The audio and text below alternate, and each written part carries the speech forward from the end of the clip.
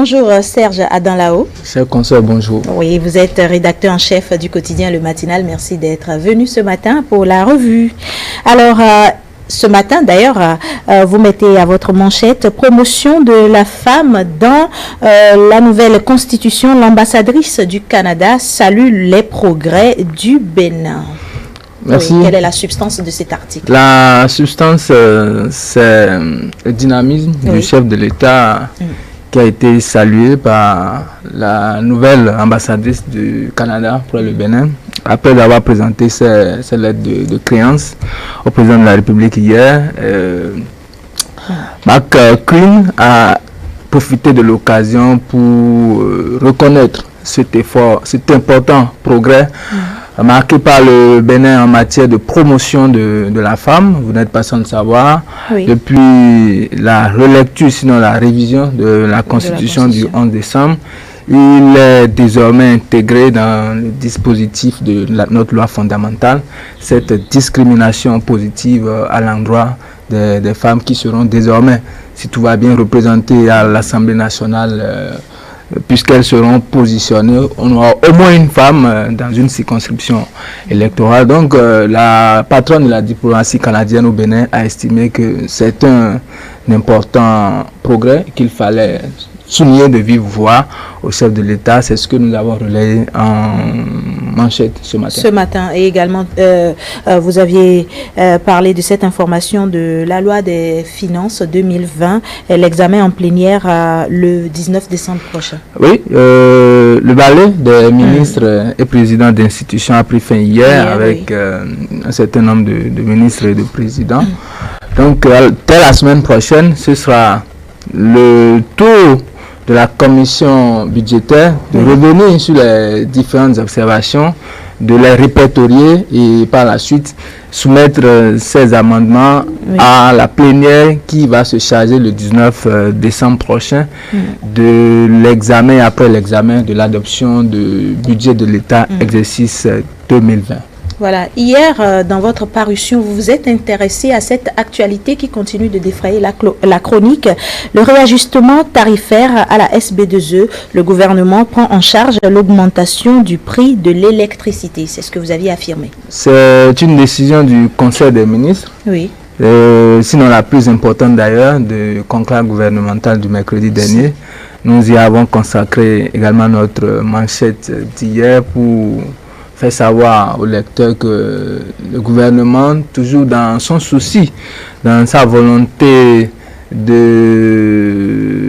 ne pas faire souffrir, afin de permettre aux populations de jouir des retombées des différentes réformes, a décidé, malgré les réformes qui sont en cours au niveau de la Société béninoise d'énergie électrique, de prendre en charge l'augmentation du prix du kilowattheure. Désormais, à partir de 2020, je crois bien, il y aura une augmentation pour que les populations ne puissent pas ressentir cela dans leur poche. Le gouvernement a décidé de subventionner à hauteur de 16 milliards, je crois, le surplus qu'ils auraient s'il n'y avait pas eu subvention à débourser. Donc, nous avons estimé que c'est une autre mesure sociale du gouvernement qui vient s'ajouter à celle déjà en cours, à savoir le projet H, les microcrédits aux plus pauvres et tout ça là. Donc, c'est ça qui nous a permis de titrer tel que nous l'avons fait hier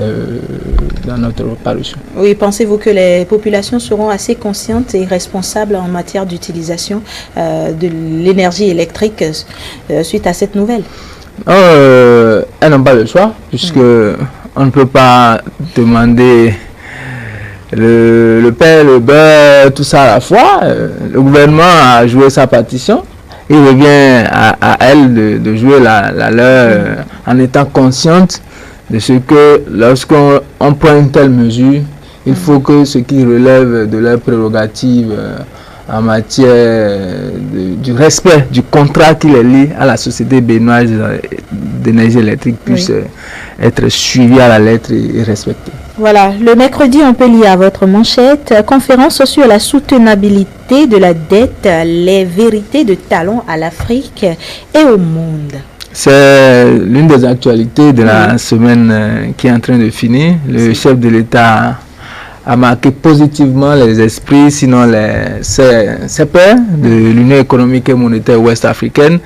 Et il a marqué également la directrice générale du Fonds monétaire international qui a pris part en personne à la conférence sur le développement durable et la soutenabilité de la dette en Afrique. C'est à cette occasion que le chef de l'État n'est pas allé du dos de la cuillère pour dire aux institutions bancaires et financières internationales telles que le FMI et la Banque mondiale que fini l'étape des discours, il faut maintenant passer à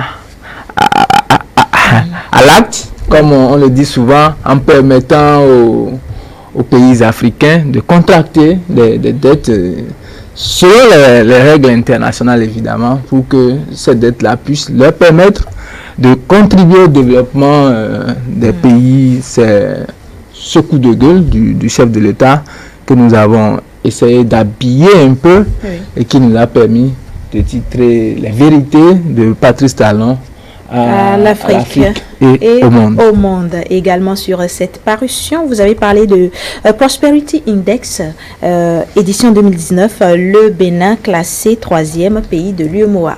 Oui, c'est encore une des retombées des réformes opérées qui sont en cours au Bénin actuellement sous l'égide du président Patrice Talon. Selon ce classement-là, ce rapport-là, c'est que le Bénin fait partie des pays prospères, sinon les plus prospères de l'espace communautaire de l'Union économique et monétaire ouest-africaine. C'est vrai, d'aucuns diront que c'est pas encore ça, mais si les institutions internationalement reconnues en matière de statistiques, en matière de rapports, arrivent à vous suivre dans les réformes et reconnaissent que tout ce que vous faites en matière de réforme concourt au bien-être, au bonheur de votre peuple à travers ce classement-là. Nous avons estimé qu'il ne fallait pas mieux que de mettre ça en exergue. C'est ça que nous avons essayé de faire en deuxième de l'une de nos parutions, parution du mercredi. Voilà.